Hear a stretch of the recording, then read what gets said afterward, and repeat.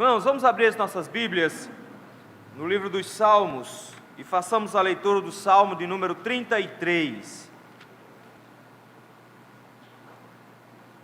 Diz assim a palavra do Senhor: Exultai aos justos no Senhor, aos retos fica bem louvá-lo. Celebrai o Senhor com harpa, louvai-o com cânticos do saltério de 10 cordas. Entoai-lhe novo cântico, tangei com arte e com júbilo. Porque a palavra do Senhor é reta e todo o seu proceder é fiel. Ele ama a justiça e o direito. A terra está cheia da bondade do Senhor. Os céus por sua palavra se fizeram, e pelo sopro de sua boca o exército deles. Ele ajunta em montão as águas do mar, e em reservatório encerra as grandes vagas. Temam ao Senhor toda a terra, temam-no todos os habitantes do mundo, pois Ele falou e tudo se fez, Ele ordenou e tudo passou a existir. O Senhor frustra os desígnios das nações e anula os intentos dos povos. O conselho do Senhor dura para sempre, os desígnios do seu coração por todas as gerações. Feliz a nação cujo Deus é o Senhor, e o povo que Ele escolheu para a sua herança. O Senhor olha dos céus, vê todos os filhos dos homens. Do lugar de sua morada observa todos os moradores da terra. Ele que forma o coração de todos eles, que contempla todas as tuas obras. Não há rei que se salve com o poder dos seus exércitos, nem por sua muita força se livra o valente. O cavalo não garante vitória, a despeito da sua grande força, a ninguém pode livrar. Eis que os olhos do Senhor estão sobre os que o temem, sobre os que esperam na sua misericórdia, para livrar-lhes a alma da morte, e no tempo da fome preservar-lhe a vida. Nossa alma espera no Senhor, nosso auxílio e escudo. Nele o nosso coração se alegra, pois confiamos no seu santo nome. Seja sobre nós, Senhor, a tua misericórdia, como de ti esperamos. Senhor, meu Deus, meu Pai, muito obrigado, Senhor, pelo grande privilégio que o Senhor nos concede como igreja do Senhor, de nos reunirmos hoje à noite para estudarmos a tua palavra. Meu Pai, tem misericórdia de nós. Abençoa-nos, meu Deus, para que consigamos compreender quais as afeições que nossa alma deve possuir, e de como nosso coração deve se alegrar na tua presença, e como louvor da tua igreja deve ser colocado aos teus pés. Ajuda-nos, ó Senhor, hoje à noite, a compreendendo a tua palavra, sermos melhores adoradores, no nome santo de Jesus Cristo. Amém. A igreja do Senhor, meus irmãos, precisa compreender o seu coração quando adora ao Senhor. Nós precisamos saber como entender o nosso sentimento para com Deus, porque os louvores prestados ao Senhor não podem ser prestados de maneira mecânica, pelo contrário, a nossa alma inteira está colocada nos louvores, de forma que nossa razão, a nossa vontade e as nossas emoções se juntam para na presença do Senhor glorificá-lo. Mas como é difícil compreender as nossas afeições diante do Senhor, quando nós apresentamos ao Senhor o nosso louvor. Como é complicado quando nós confundimos e misturamos aquilo que nós amamos, aquilo que nós queremos, com aquilo que o Senhor realmente é e com aquilo que Ele realmente faz. Nós muitas vezes colocamos um coração pecaminoso na adoração, quando deveríamos, na verdade, colocar um coração piedoso na adoração. Após 54 anos de existência dessa igreja, o Senhor nos convida a novamente olhar para os nossos corações e perguntar se estamos realmente apresentando afeições piedosas na presença do Senhor, direcionando a Ele um louvor autêntico que leva realmente em consideração quem Deus é e o que Ele fez no passado e o que Ele faz conosco hoje e nos fará no futuro. O texto que nós acabamos de ler, meus irmãos, é um salmo de louvor dos mais exuberantes que nós temos na Escritura. Alguns atribuem esse salmo a Davi, mas nós não temos nenhuma referência. Notem que ele não tem título. E por conta disso nós não temos necessariamente quem escreveu, quando escreveu, por que escreveu, para que escreveu. Esse salmo ele é completamente solto, a tal ponto, meus irmãos, que esse é um dos salmos que poderíamos chamar de salmos nacionais. Do quinto livro, o livro dos salmos é dividido em 5 livros. Os salmos nacionais são salmos onde um mestre ou um dirigente conclama o povo à adoração. Nós estamos do versículo 1 ao versículo 3 fazendo isso, conclamando o povo a adorar, conclamando o povo a louvar ao Senhor, e a partir do versículo 3, apresentando o povo mesmo, os motivos pelos quais eles se reúnem para adorar. Eles vão dizer que adoram ao Senhor nessa resposta, porque o Senhor é grandioso, porque o Senhor é justo, porque o Senhor é bom, porque o Senhor é verdade, porque o Senhor tem poder, porque o Senhor é soberano. Ele apresentando essas qualidades de Deus, ele encerra com uma oração.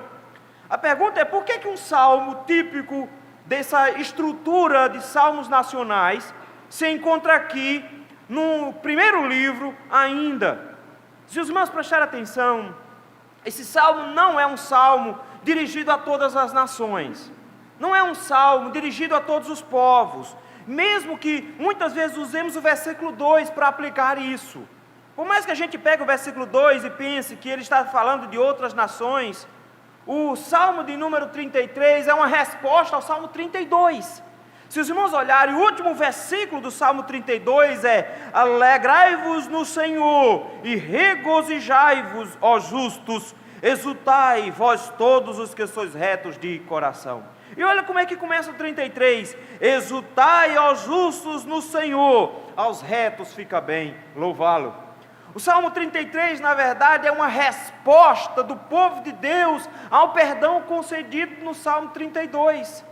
Ele está dizendo, nós somos o povo perdoado, nós somos o povo que foi restaurado, o povo que começou numa situação muito difícil e dramática, confessando o seu pecado ao Senhor, mas que encontrou no Senhor o livramento, de forma que agora esse mesmo povo que foi perdoado, instrui as outras nações, no sentido que elas devem também se render aos pés de Cristo para serem perdoados.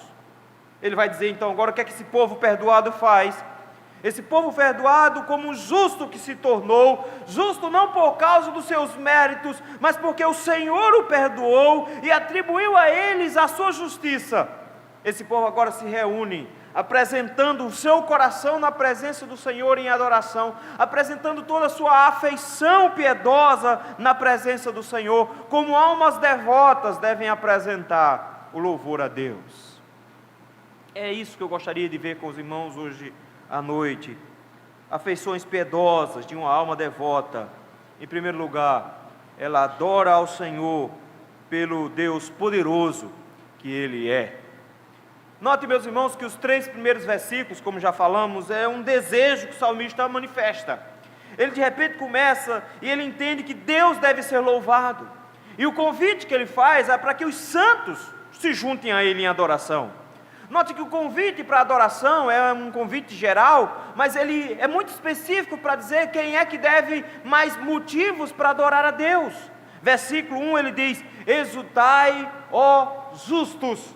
Ele é muito específico, ele convida os salvos para louvar, ele convida a igreja de Cristo, ele convida aqueles que foram alvos do perdão do Senhor. Por isso mesmo, meus irmãos, de repente ele diz, como é que o meu coração se apresenta do Senhor? Ele apresenta-se diante de Deus com palavras de ânimo, com palavras de exaltação. Note as palavras que ele usa, exultai, celebrai, entoai, louvai, tangei. Todos esses verbos, meus irmãos, como ordenanças de exultação. Não é somente uma proclamação de quem o Senhor é, não é um mero descrever de Deus, não. É algo que sai do coração deles. É por isso que a primeira palavra é exultai. Exultai, meus irmãos, é muito mais do que simplesmente cantar. Exultar é dar um grande brado de alegria na presença de Deus. Exultai ao Senhor. Todas as pessoas aqui são estimuladas. E o motivo, segundo ele, versículo número 1 ainda, é que aos retos fica bem louvá-lo. É apropriado aos justos, aos santos, àqueles que foram redimidos, louvar a Deus. Ele diz, essas pessoas deveriam entender que cabe a elas proclamarem o louvor do Senhor, que eles são bem-sucedidos quando assim o fazem. Eles são estimulados a louvar a Deus com entusiasmo, porque o povo de Deus louvando é um povo que está agindo em conformidade com a sua nova natureza. Mas quando a gente pensa nesse louvor que é exultante, que é alegre, que é entusiasmado, que é até barulhento, o texto do versículo 2 diz: façam isso com estrutura, com organização. Note, meus irmãos, que ele coloca agora uma série de instrumentos. Ele diz: celebrai ao Senhor com harpa. Quando a gente pensa em harpa, a gente pensa geralmente naquela harpa grande, bonita, que tem nas orquestras. Não era tudo isso não tinha tanta corda, pelo menos tinha algumas cordas, mas não tinha tantas daquele jeito. Além disso, ele coloca louvai com cânticos no saltério de 10 cordas. Então, de repente, versículo 2, ele traz instrumentos de corda, dizendo: cantai ao Senhor, celebrem ao Senhor, usem instrumentos de cântico ao Senhor, apresentem ao Senhor por meio de música. Notem, meus irmãos, que há uma distinção entre louvar a Deus e cantar a Deus. São duas coisas diferentes. Nós precisamos entender isso, porque muitas vezes as pessoas acham que porque estão cantando, elas estão louvando. São duas coisas diferentes. Louvar a Deus é definir o seu caráter, é elogiá-lo pelo que Ele é dar a Deus as qualidades que Ele possui, é dizer ao mundo quem Deus é. Mas quando ele conclama no versículo 2, a juntar a isso instrumentos de corda, ele diz: façam isso por meio da música. A música é um grande presente da parte de Deus para a igreja. É o Senhor que concedeu ao povo a habilidade de produzir sons melodiosos, para que, se juntando às mensagens poderosas do Senhor, possam glorificá-lo. Ele convida a igreja, dizendo: exultai, porque é de bom tom que os crentes façam isso. Faz parte da vida dos crentes fazerem isso. E quando louvarem a Deus, façam isso com instrumentos.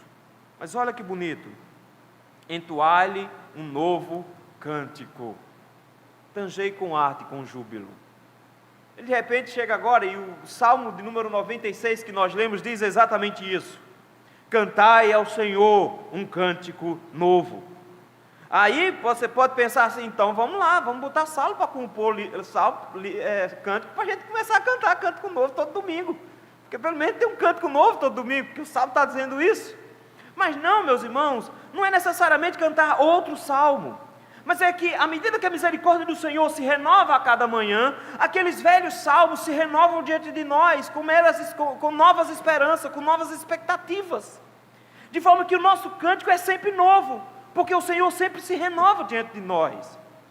Eles cantem ao Senhor esse cântico novo, esse cântico agora que é exuberante, esse cântico renovado. Façam isso, tangei com arte. Quando ele coloca arte aqui, meus irmãos, ele não está simplesmente coloque todo tipo de arte para louvar ao Senhor. Note que ele disse qual é a arte que tem que ser usada, é a arte do versículo número 2, é a arte musical. Ele disse: façam isso com beleza. Note que o louvor ao Senhor não é necessariamente para ser feito somente com o coração, mas com vozes desentoadas, com instrumentos desafinados, do jeito que der, que a gente conseguir fazer.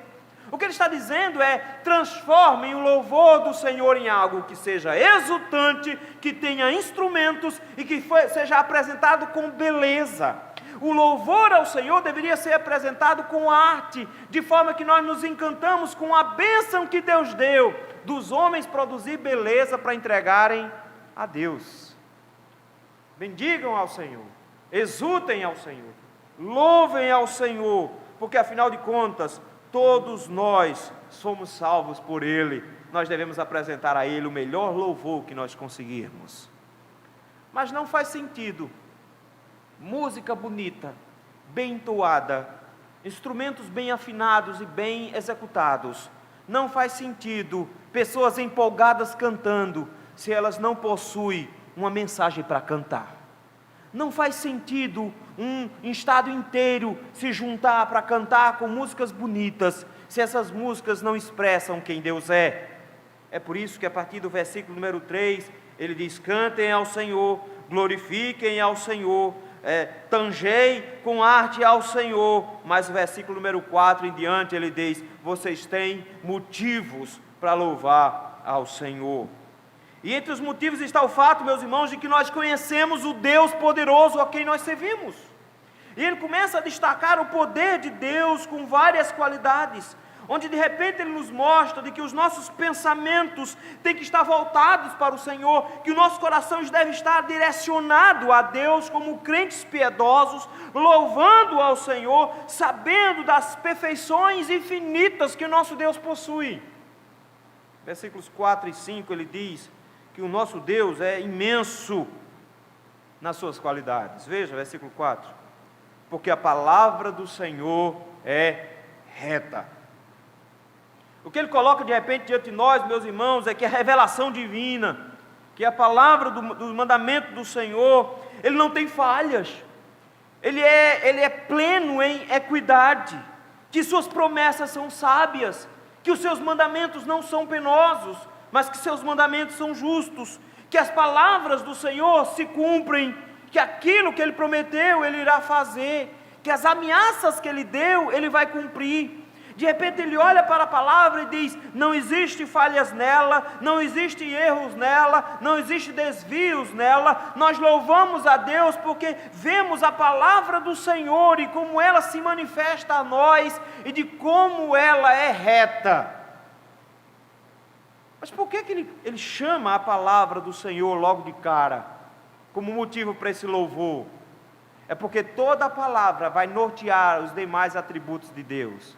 Ele começa dizendo: o Senhor nos deu da sua palavra, que é reta, que não tem falha, que não se engana, que não se desvia, e todo o seu proceder é fiel.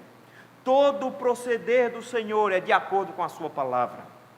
Notem, meus irmãos, que de repente ele nos mostra que o próprio Deus, ele está restrito àquilo que ele disse, de forma que as suas palavras determinam aquilo que ele é. Ele é aquilo que ele fala, e ele fala aquilo que ele é.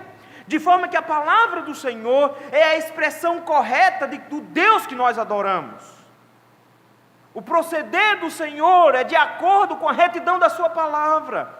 De forma que todo o proceder dele é fiel, tudo o que ele faz é correto, da mesma maneira que tudo que na sua palavra está registrado é igualmente correto. Como é que o proceder dele é fiel? Versículo 5: ele ama a justiça e o direito. Ele é inflexível no que diz respeito à justiça. Olha que bonito, ele diz: louvem ao Senhor, louvem com entusiasmo ao Senhor, louvem com instrumentos ao Senhor, usem da arte musical para louvar ao Senhor, louve por causa da palavra do Senhor, porque o seu proceder é fiel conforme a palavra que ele deu, porque o Senhor é justo e a sua justiça permanece. Ele ama ser justo. E eu acho isso aqui fantástico, porque ser justo para Deus não é um peso que ele carrega. A gente fica pensando num Deus que vai enviar os homens para o inferno com pesar. A Bíblia diz que Deus não se alegra com a morte de um ímpio, mas ele se alegra e ama a sua justiça. Ele se alegra com o fato de que ele mantém o seu caráter intacto. Ele não pode ser corrompido, ele não pode ser comprado. Não é um STF que julga conforme os seus próprios corações, mas ele não pode ser subornado. Não há nada que os homens possam usar contra ele para que mude o seu julgamento. O Senhor ama ser juiz. Pararam para pensar nisso. O salmista descreve o prazer que Deus possui em julgar, em executar justiça, em fazer o que é certo. Mas ao contrário do que se pode pensar em um Deus somente carrancudo, que executa as pessoas como se elas não fossem nada. Versículo número 5 termina: a terra está cheia da bondade do Senhor. O nosso Deus, ele ama ser justo, mas ele espalha bondade por tudo quanto é canto. De forma que ele é inflexível nos seus julgamentos, mas a sua bondade é inesgotável. Ele expande essa benignidade para os homens e para os animais. Ele expande essa benignidade para as plantas e para os minerais. O Senhor expande essa bondade de tal maneira que Ele abençoa a tudo e a todos, e nessa graça comum, Ele se apresenta a todos dizendo: eis o Senhor que vocês deveriam estar adorando. Um Deus que deve ser adorado porque é fiel à sua palavra. Um Deus que deveria ser adorado porque é um justo juiz e ama fazer justiça. Um Deus que devia ser adorado porque é bom para com todos. Além disso, meus irmãos, o motivo pelo qual o povo de Deus deveria adorar ao Senhor, além das qualidades que Ele manifesta aqui, o texto nos diz que o salmista tinha convicção do tamanho do poder de Deus. Não é só o que Deus faz que o define como um ser que deveria ser adorado. Não são só os atos de Deus, porque quando Deus não está executando nada que diz respeito ao seu caráter, Ele não perdeu as suas qualidades. Já parou para pensar que Deus passou uma eternidade inteira antes de criar todas as coisas sem fazer o único julgamento, sem executar justiça, e Ele não deixou de ser justo, mesmo assim? Já parou para pensar que o Senhor manifestou o seu amor dentro da Trindade, sem nunca manifestar o seu amor fora dela, e nunca sentiu necessidade de alguma coisa a mais? As qualidades do Senhor não precisam ser expressas para serem louvadas. É por isso que Ele diz: nós precisamos encontrar um Deus que é poderoso nos seus atos, como demonstração do seu caráter. Como é que Ele é poderoso? Versículo 6 em diante. Os céus, por sua palavra, se fizeram. A partir de agora Ele vai dizer, meus irmãos, que Gênesis 1 e 2 é uma descrição de um Deus que deveria ser adorado.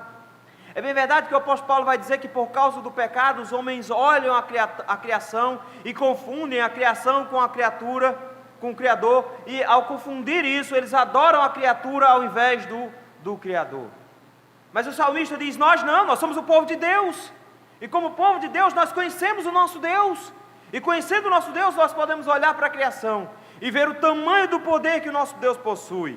Qual é o poder que Ele tem? Primeiro, Ele não precisou dar nenhum passo para criar tudo. Ele criou tudo, só falando. Já parou para pensar nisso? Ele diz: os céus, por sua palavra, se fizeram, e pelo sopro de sua boca, o exército dele. Ele olha para todo o universo e diz: Deus não fez esforço físico para criar tudo isso. Deus não fez nenhum esforço monumental para criar tudo isso. Pelo contrário, Ele deu ordem, e numa única ordem as coisas aconteceram. Foi da sua palavra que tudo existiu. Foi da sua palavra que tudo veio à existência. Ele fez isso com uma facilidade enorme. Notaram isso? Ele está dizendo: louvem ao Senhor, porque o Senhor fez tudo que existe com muita facilidade. Isso mostra o tamanho do poder dele. Pelo espírito da sua boca, pelo sopro da sua boca, Ele produziu todo o universo. Só dizendo: haja. Mas não só isso. O mar, com toda a sua força e com todo o seu poder, dominava o nosso planeta. A Bíblia diz que só tinha água em cima dele. E de repente, versículo número 7, ele diz: e o Senhor juntou as águas. Um salmista vai dizer que o Senhor junta as águas como quem junta o mar num punhado de água, juntando as duas mãos. O Senhor mantém os oceanos como se fosse um punhado d'água, colocando entre os seus dedos. E de repente ele diz: o Senhor simplesmente pegou o mar e saiu separando, como quem separa coisinhas miúdas, coisas simples. O texto nos diz que as águas dominavam tudo, mas Ele ajuntou as águas num montão, colocou tudo lá no oceano, pegou uma parte dessas águas, colocou debaixo da terra, em grandes reservatórios, em grandes cavernas. Ele colocou tudo lá. O Senhor foi estocando água por tudo quanto é canto, por causa de uma simples ordem. Ele disse: haja separação entre água e terra, e apareça a porção seca. Só isso que ele disse. O salmista diz: vê como foi fácil para ele. Ele pegou o mar e colocou no lugar dele, fez a terra surgir, botou água para debaixo da terra e ficou tudo lá, tudo quietinho. Quando eu contemplo, meus irmãos, um Deus com qualidades tão marcantes, versículos 4 e 5, quando eu contemplo um Deus tão poderoso, versículos 6 e 7, eu não posso fazer nada mais, a não ser, versículo 8 e 9, temam ao Senhor toda a terra. Ele chega agora e diz: vocês deveriam ter medo dele, deveriam temê-lo a tal ponto de que todos os habitantes do mundo deveriam olhar para o Senhor com temor.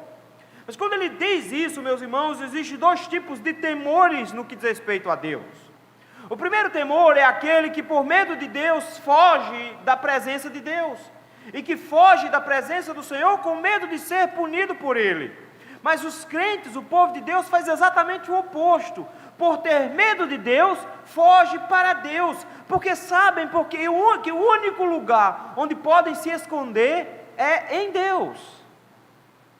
É por isso que quando o Senhor promete que vai destruir o Egito com uma 10ª praga, matando todos os primogênitos, Ele não diz: fujam do Egito para não serem pegos. Ele diz: se escondam por trás de sangue para não serem pegos. Ele está dizendo: se escondam por trás de mim. O Senhor, meus irmãos, nos conclama a temê-lo. E temer não é fugir do Senhor porque está em pecado. Temer é fugir para o Senhor, porque só Ele tem a proteção da sua própria ira. Só Ele nos protege da sua ira. É por isso que o salmista diz: vocês não têm medo desse Deus? Vocês deveriam estar assustados com Ele, porque um Deus que faz todo desse jeito, um Deus que cria todas as coisas, um Deus que molda o oceano dessa maneira, um Deus que consegue manifestar o seu poder com tanta facilidade, um Deus que consegue destruir as coisas com tanta facilidade, vocês deveriam ser sábios o suficiente para se colocar debaixo do domínio dEle. Temam ao Senhor, porque Ele falou e tudo se fez. Ele ordenou e tudo passou a existir. Encontrar a natureza é encontrar um Deus que deve ser temido. Mas esse Deus, meus irmãos, que é poderoso, cujo coração do povo de Deus se apresenta, Ele não só tem qualidades essenciais, Ele não só tem poder especial, mas Ele tem controle especial. Vejam, versículo de número 10. O Senhor não só criou todas as coisas, o Senhor não só criou o universo e deixou o universo andar com os seus próprios pés.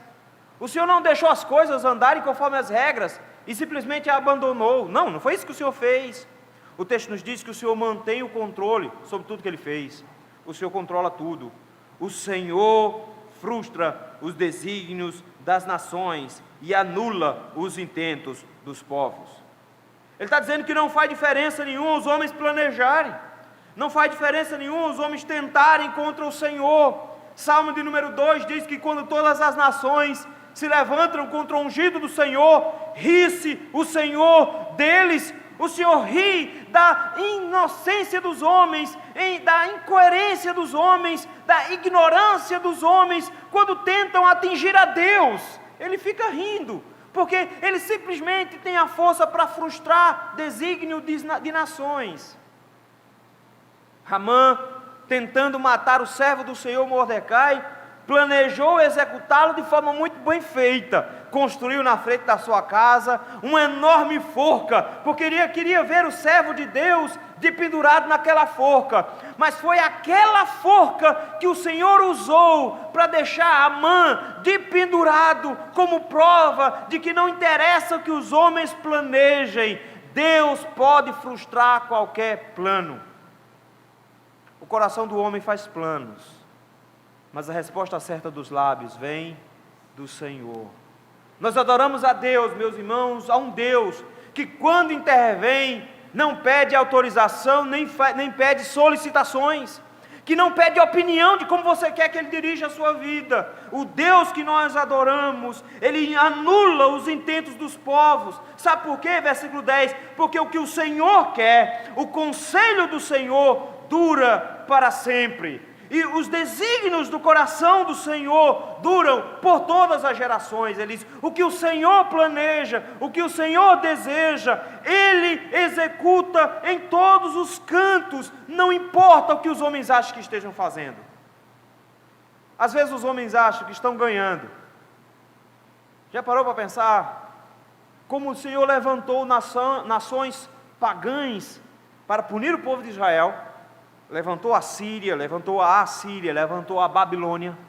Já parou para pensar de como o Senhor levantou um povo cruel chamado romanos, que engoliu o Império Grego e se expandiu pelo mundo todo? E você pode pensar que daquele momento Israel ali sob o jugo de Roma esteja sendo massacrado. Na verdade o Senhor estava usando Roma para construir ruas, para construir estradas. O Senhor estava usando Roma para expandir a língua grega por todo o mundo. O Senhor estava usando Roma nos mínimos detalhes para que na plenitude do tempo Jesus Cristo nascesse. Os irmãos acham realmente de que o mundo está sem controle? Os irmãos acham realmente que o ISIS, o Estado Islâmico, está sem controle?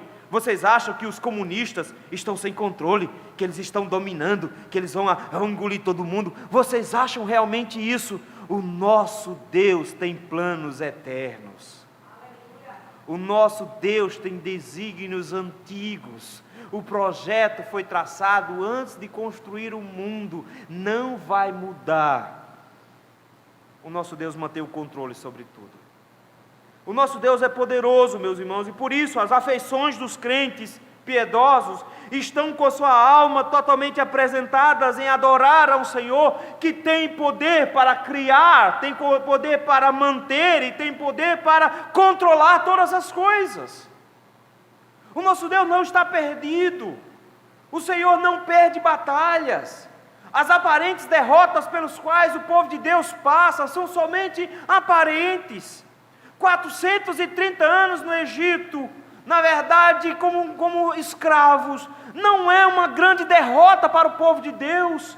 Era o Senhor fazendo o povo se multiplicar, pegando 12 homens que chegaram lá e transformando em milhões ao sair de lá. Não foi uma derrota, porque chegaram lá mendigando pão e saíram de lá com todas as riquezas do Egito. Não foi uma derrota. Eles saíram de lá fugindo da fome. Eles saíram de lá para a terra prometida. Eles saíram de lá para o cumprimento da promessa feita a Abraão. Sai da tua terra e vai para o lugar que eu te mostrarei. O Senhor não conta derrotas em seu currículo. O nosso Deus é poderoso. E poderoso como Ele é, Ele manifesta o seu caráter. E nós precisamos, como igreja do Senhor, contemplar o caráter de Deus nos seus atos, para que no poder do Senhor nós nos alegremos. Nós não contamos dificuldades. A igreja do Senhor não conta misérias. Nós não contamos quantos irmãos ficaram para trás na nossa caminhada. Nós não contamos quantos irmãos já morreram aqui na nossa igreja. Nós não contamos em quantas lutas nós já passamos, de quanto essa igreja esteve a perigo de fechar. Nós não contamos de quantas dificuldades financeiras nós já passamos, de como essa igreja já sofreu por meio de ministros infiéis. Nós não contamos desgraças, nós contamos um Deus que tem controle sobre tudo, um Deus poderoso. É isso que nós contamos. Nós louvamos ao Senhor, porque em 54 anos, a nossa igreja manifestou e contemplou o poder de Deus. De um Deus que criou tudo facilmente, que controla tudo habilmente e que manifesta o seu caráter em tudo que faz. Afeições piedosas de uma alma devota. Em segundo lugar, adora ao Senhor pelo Deus soberano que Ele é. Versículo 12 em diante. Ele começa dizendo: feliz a nação cujo Deus é o Senhor. Aí a gente fica dizendo: Brasil, quem dera. Quem dera. E a gente fica com umas ideias esquisitas. Então, a gente pensa assim: se eu colocar um político crente lá, então vai se cumprir esse negócio aqui. A minha cidade, Pombal, teve uma candidata a prefeita evangélica da Igreja Presbiteriana do Brasil. O lema dela foi: feliz a nação cujo Deus é o Senhor. E nunca roubaram tanto em Pombal. E nunca houve tanta corrupção. Notem, meus irmãos, não é um slogan de político. O que ele está dizendo é que a igreja do Senhor, o povo de Deus, esse povo é feliz. O povo que serve ao Senhor é feliz. Ele é feliz pelo simples fato de que ele foi escolhido, versículo 12. O povo que ele escolheu para a sua herança. Note, não é o povo que escolhe o Senhor para ser Deus. É Deus que escolhe o povo a quem ele quer ser Deus. Não sou eu que digo, Senhor, a gente quer que o Brasil adore o Senhor. Senhor, a gente queria que o Senhor fosse o nosso Deus. Ele disse, não, meu filho, é quem eu escolho. Você não entendeu? É feliz quem o Senhor escolhe para ser Deus dessa nação. Nós somos o povo de Deus. Nós somos a nação santa, povo de propriedade exclusiva do Senhor, sacerdócio real. Nós somos o povo de Deus. Ele está dizendo, o povo de Deus é feliz, porque o Senhor é o Deus desse povo. E Deus escolheu esse povo para ser a sua herança. Esse povo é que o Senhor controla. Mas faz diferença ser o povo de Deus? Faz diferença? Como é que eu vou ser feliz quando o mundo inteiro está em polvorosa? Como ser feliz quando o mundo inteiro parece estar de cabeça para baixo? Eu sei, o Senhor é meu Deus, Ele me escolheu para ser o povo dEle. Dá para ser feliz? Dá, completamente. Eu tenho certeza absoluta que o meu Deus não perdeu o controle sobre nada. Vejam aí, versículo de número 13. O Senhor olha dos céus. De repente ele diz, o Senhor está no seu trono, Ele está governando. Mas Ele não é um governante de gabinete, notaram isso? Ele não é um governante que governa de si para si mesmo. Ele não é um governante que governa simplesmente com aquilo que ele imagina e não com o que há de real. Mas o nosso Deus, Ele fiscaliza o seu governo. E o texto nos diz que Ele está com seus olhos atentos, Ele vê. Mas olha quem Ele vê. O texto diz que Ele vê todos os filhos dos homens. Versículo 14, ele repete a mesma ideia. Do lugar da sua morada, de onde Ele habita, do céu, o Senhor observa todos os moradores da terra. Ele está dizendo, o Senhor não está com os olhos fechados. Eu sei que os ateus podem pensar que Ele está. Eu sei que os homens maus, os ímpios, podem achar que Ele está. Eles podem pensar assim, roubei, estou roubando, vou roubar mais um pouquinho, porque não tem problema, ninguém me pega. Eu vou continuar fazendo mal, ninguém me pega. Eu vou continuar fazendo isso, porque o Senhor não me vê. O Senhor nunca me castigou, então não tenho problema com isso. Achar, meus irmãos, que porque Deus não castigou, significa que Deus não está vendo, é a maior estupidez que os homens podem cometer. Porque Deus não está castigando, não significa que Deus não está vendo. O texto diz, Ele está vendo todo mundo. Todos os atos dos homens estão na presença do Senhor, e não só os atos dele, os corações deles. Versículo número 15. Ele que forma o coração de todos eles, que contempla todas as suas obras. Ele está dizendo, o Senhor não só vê o que os homens fazem, o Senhor não está só contemplando os atos dos homens, mas o Senhor está sondando os corações dos homens. O Senhor vê o que passa-se dentro do coração deles, e não só isso, o Senhor forma o coração deles, o Senhor molda a vontade deles. Todos os homens em todos os lugares do mundo estão sob o controle de Deus. É Ele que mantém o coração do rei em sua mão e o vai direcionar da maneira como Ele bem interessa. O Senhor vê e comanda todos os homens da face da terra. O Senhor não perdeu o controle sobre ninguém. Mas pastor, e Hitler? Pastor, Hitler era um cão louco. Não pode, aquele homem estava sem controle. Deus não estava controlando aquilo ali não. Aquilo ali foi 5 minutos que Deus cochilou, que Ele fez aquela desgraça todinha. Só pode ser. Meus irmãos, a igreja do Senhor estava em frangalhos antes de Hitler. A igreja do Senhor estava vivenciando um momento difícil, porque o modernismo tinha criado um negócio chamado alta crítica. E os homens estavam olhando para a Bíblia com muita aridez. Estavam dizendo que a Bíblia estava cheia de erros. O liberalismo teológico estava crescendo a olhos vistos por toda a Europa, crescendo e se expandindo e matando a fé por onde passava.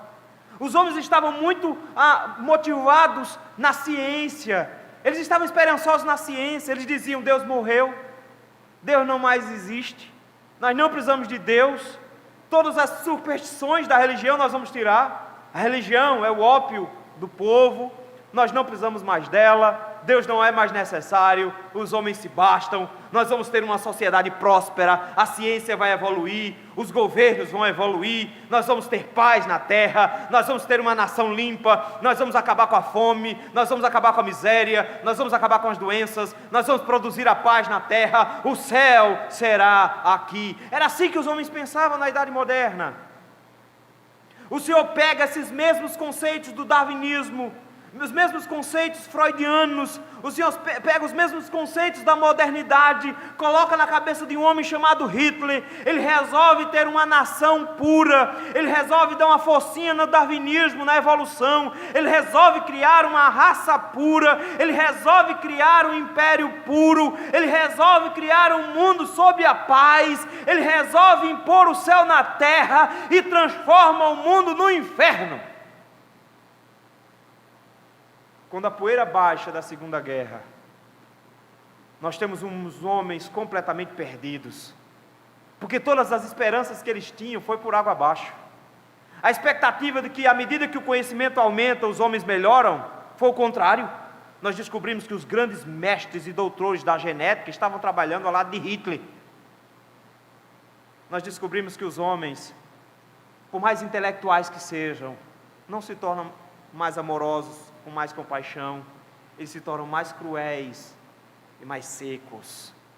Eles são capazes de crueldades maiores que bárbaros ignorantes. Eles entram em desespero, em colapso. Surge a resposta da Bíblia de volta dizendo: Jesus Cristo é a única solução para o mundo.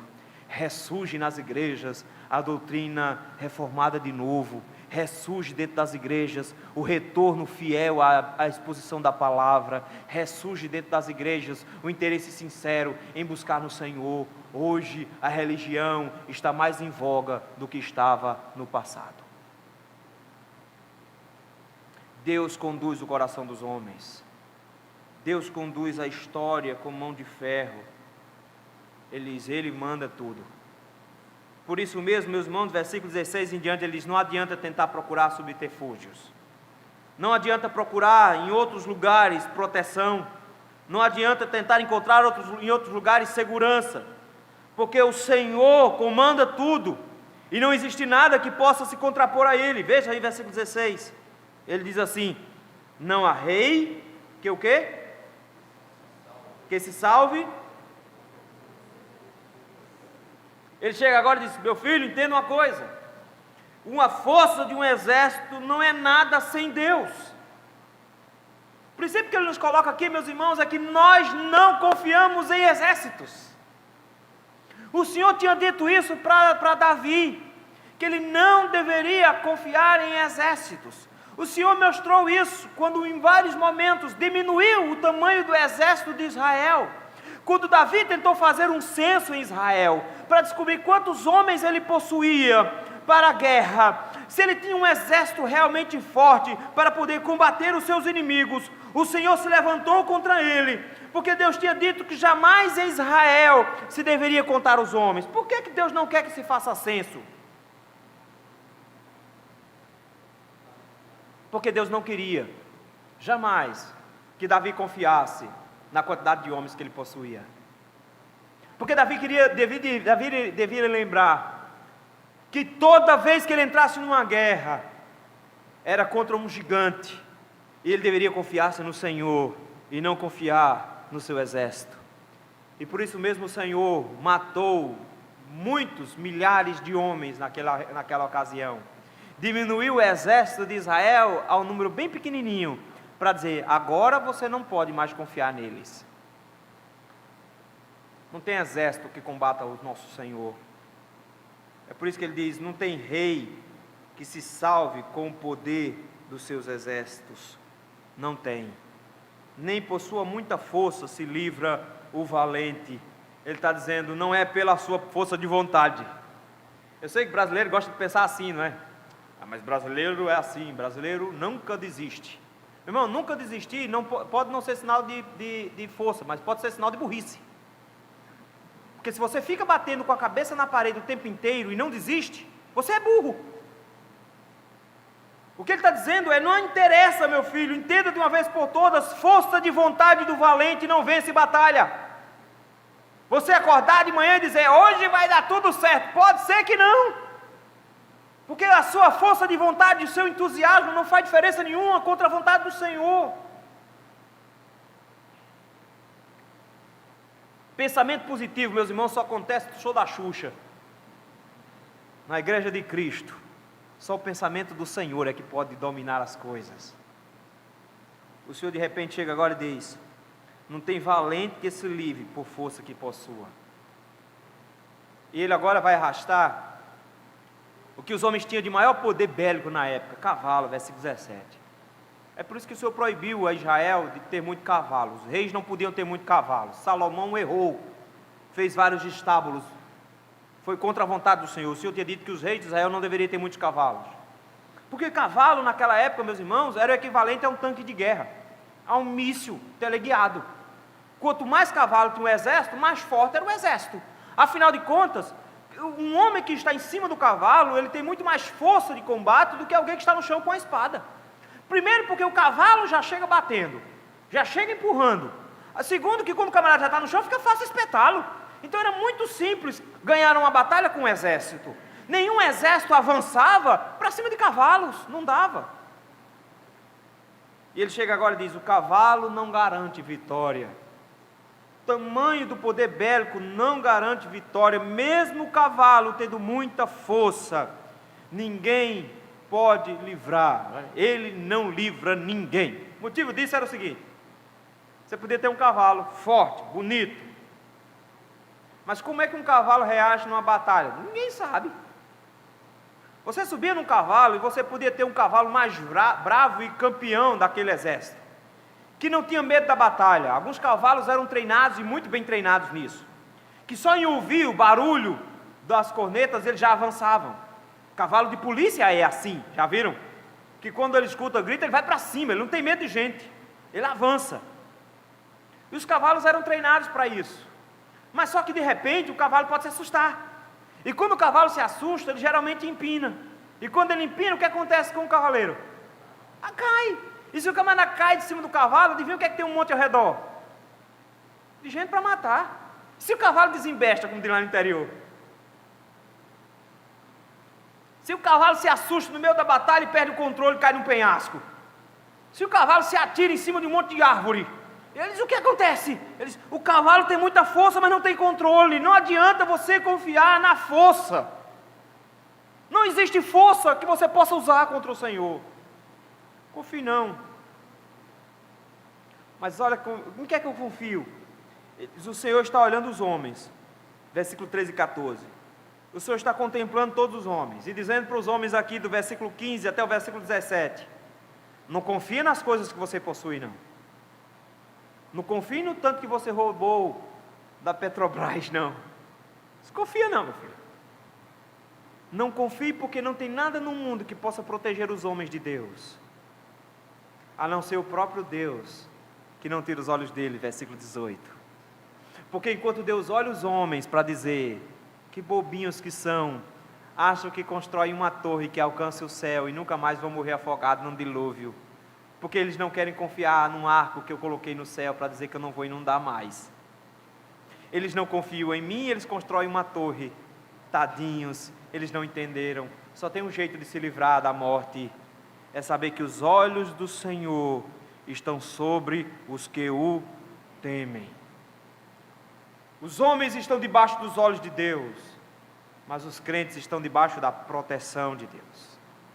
Que os olhos do Senhor estão sobre nós como os olhos de um pai acompanhando um filho no parquinho, que o menino jura que está livre para um lado e para o outro, corre feito cachorro amarrado, e sobe numa coisa, sobe noutra, e vai para um lugar e vai para o outro, e o pai aqui sentado de longe, e ele jurando que está completamente livre, mas na verdade o pai está com os olhos fixos, avaliando cada passo.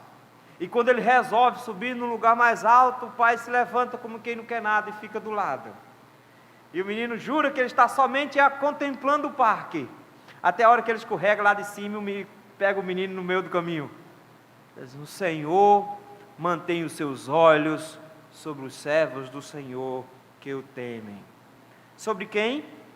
Sobre os que esperam na sua misericórdia. Quem espera pela graça do Senhor, meus irmãos, obtém do Senhor a misericórdia e sabe que o Senhor está olhando para eles. Os olhos do Senhor estão sobre os servos de Deus. E notem, meus irmãos, versículo 19, que promessa magnífica. O Senhor nos contempla para livrar a nossa alma da morte. Ele nos contempla, meus irmãos, não necessariamente para nos dar aquilo que nós queremos. Ele nos contempla não necessariamente para nos dar vida boa, porque uns bons pais não são os que dão boa vida aos filhos, porque muitas vezes os que querem dar boa vida aos filhos os estragam, tornando-os mimados, tornando a vida deles depois o inferno. Bom pai não é aquilo que dá tudo que o filho deseja. Bom pai é aquilo que não tira os olhos do filho para a proteção dele. É aquele que diz: volta de 10 para casa, no máximo. Mas pai, a festa começa de 10, então não vai. Ah pai, mas todos os meus amigos, o senhor está acabando com minha vida social. Meu filho, é melhor não ter vida social e ter vida. Essa é a regra dos pais. Eles dizem: não interessa, você não vai. Quem vai contigo? Fulano, fulano, fulano, não conheço. Quem é? Me mostra aqui o Facebook deles. Tem um cara lá com pintado os olhos, com as unhas pretas. Vai não com ele não. Isso aqui é chave de cadeia, meu filho. Quero saber que para tu não. Mas eu vou ficar sem amigos na escola. Não interessa, meu filho. Quem anda com porco come farelo. Eu não quero você se melando com essas coisas não. Os olhos do Senhor estão sobre nós para livrar a nossa alma da morte. Como um pai, ele tem interesse em nos livrar da morte. Note só, ele diz assim: no tempo de fome, o que é que ele faz? Conserva-lhes a vida. Foi isso que José disse, quando os irmãos dele, mentindo, disseram: nosso pai pediu que você não nos fizesse mal na hora que estava morrendo. E ele disse: vocês não entenderam, o Senhor me mandou para cá, na frente de vocês, para que vocês fossem preservados. O Senhor estava dando ao Egito comida para oferecer para Israel. Era o Senhor que estava guardando e preservando o seu povo. Eles não entenderam isso, e nós precisamos entender, meus irmãos, que Ele não está dizendo: você não morrerá enquanto o Senhor não cumprir em você todos os sonhos que Ele sonhou para você. Não é isso que Ele está dizendo. Ele está dizendo: você terá a sua alma livre, você não morrerá eternamente, porque todos os que confiam no Senhor, que esperam na misericórdia do Senhor, todos os que creem em Jesus Cristo, eles estão debaixo dos olhos do Senhor, e a sua alma não passará pela morte, mas passará da morte para a vida. Essa é a nossa Páscoa. Em Cristo, meus irmãos, nós estamos debaixo dos olhos de Deus, e a morte passa por sobre nós, e ela não nos alcança. É por isso que o salmista chega agora e diz: como é que a igreja reage? Nossa alma espera no Senhor, nosso auxílio e escudo.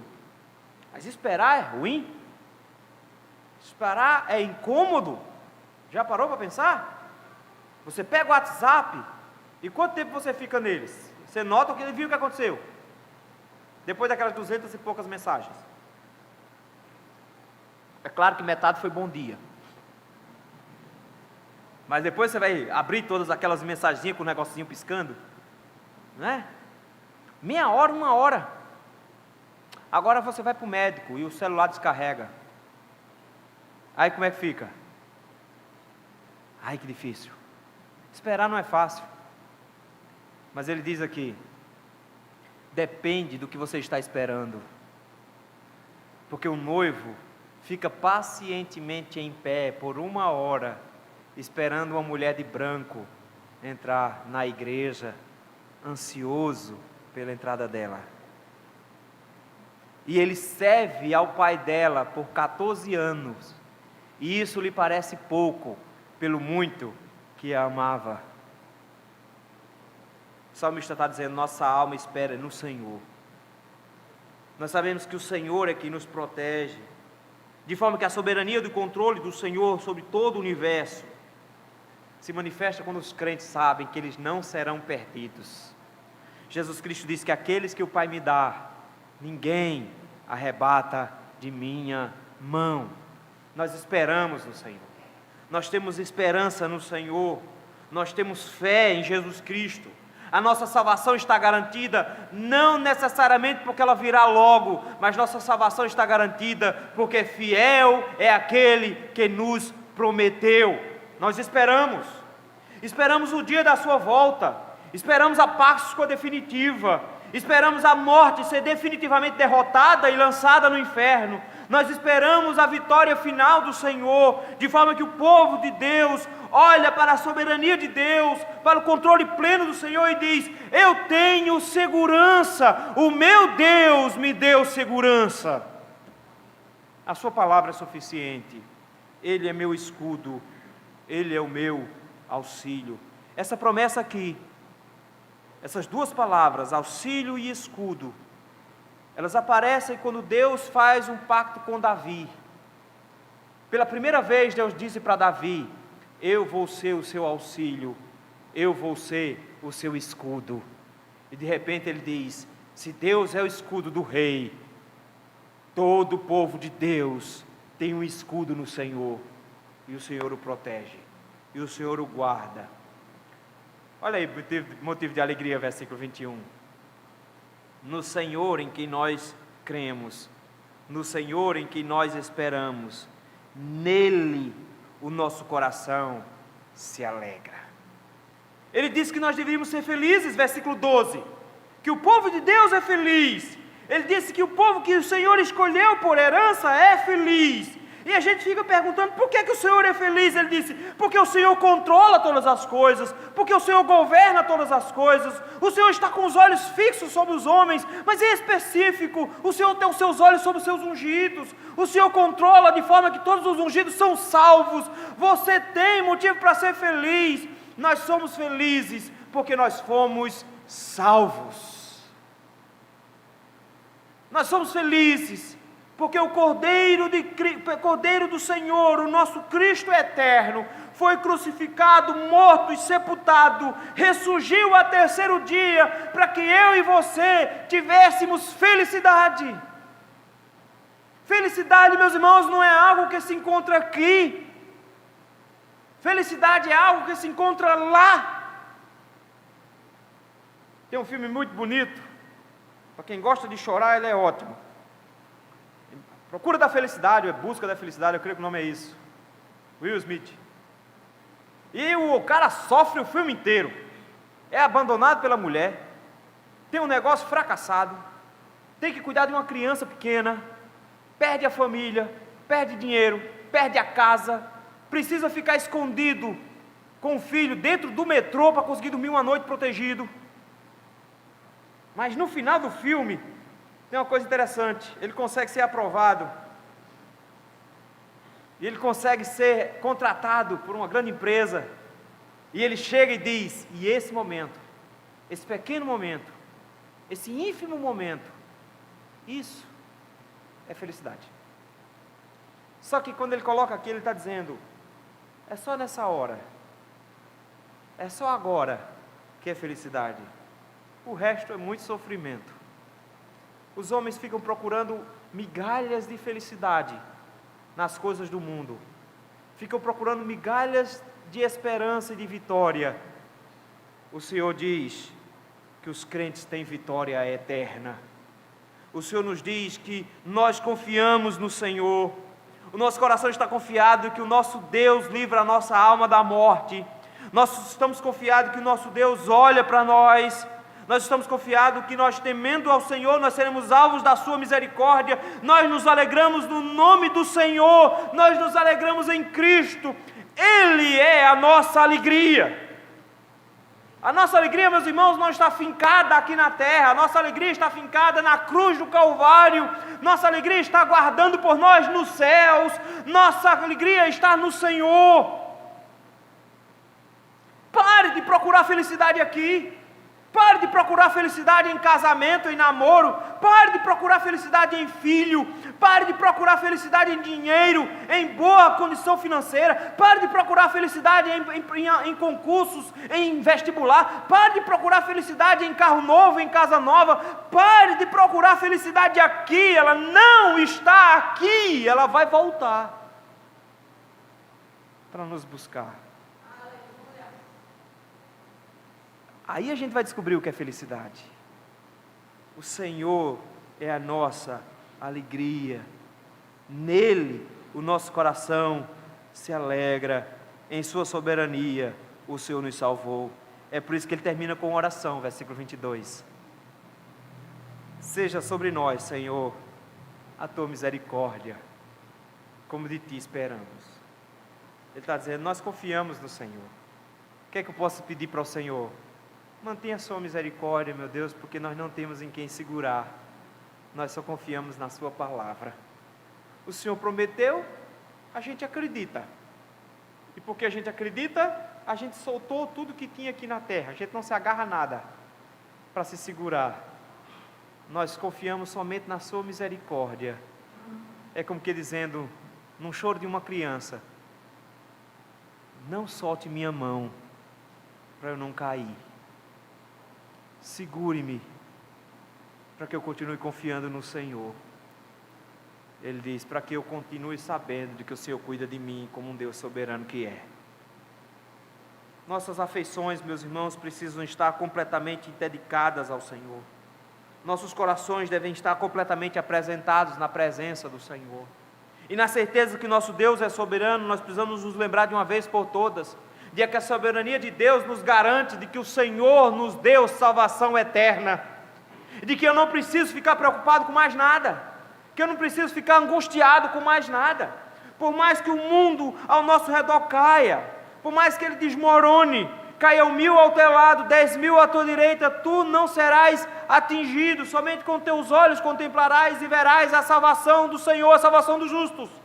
O Senhor nos convida a nos alegrar em Cristo, nos alegrar na sua obra, nos alegrar no seu sangue, nos alegrar na sua ressurreição, nos alegrar na esperança da sua volta. É lá que a alegria do Senhor está. Quando comemoramos 54 anos, nós não nos alegramos somente com o tanto que o Senhor fez, nós nos alegramos porque são menos 54 anos para Jesus voltar, são menos 54 anos para esse grande encontro. Está mais perto agora do que esteve quando no princípio cremos. O Senhor nos convida ao louvor, meus irmãos, a apresentarmos a nossa afeição piedosa com uma alma devota ao Senhor, na certeza que o nosso Deus, meus irmãos, é poderoso, e como poderoso que é, Ele controlou todas as coisas facilmente, Ele construiu todas as coisas facilmente, Ele comanda todas as coisas facilmente. Nós não temos o que temer. Como almas afeiçoadas ao Senhor e piedosas, apresentam-se ao Senhor em louvor na certeza de que o Senhor é soberano e comanda e governa todas as coisas, e por isso minha salvação está garantida no Senhor. Ele é que me garante a felicidade. Por mais que a gente precise passar mais 54 anos de igreja presbiteriana do Largo da Paz, por mais que eu tenha por aqui ainda, eu acho que eu ainda tenho uns 20, que eu acho que mais de 60 vai ser difícil eu passar. Mas vai que o Senhor quer, né? Mas vocês vão continuar, tem um bocado de gente que vai chegar para os 54 a mais. Mas em qualquer momento nós precisamos nos lembrar que os nossos corações têm que estar afeiçoados ao Senhor de forma piedosa, para louvar e bendizer ao Senhor, porque Ele é poderoso, Ele criou todas as coisas, controla todas as coisas com sua mão, e porque Ele controla todas as coisas, nós louvamos porque Ele é soberano. Ele não vai perder nenhum de nós pelo caminho. Sei que o pessoal fica falando em soldado ferido, né? que a igreja do Senhor é a única que deixa soldado ferido para trás. Deixa não. O Senhor não deixa nenhum dos seus para trás. Nós somos felizes. Que Deus nos abençoe.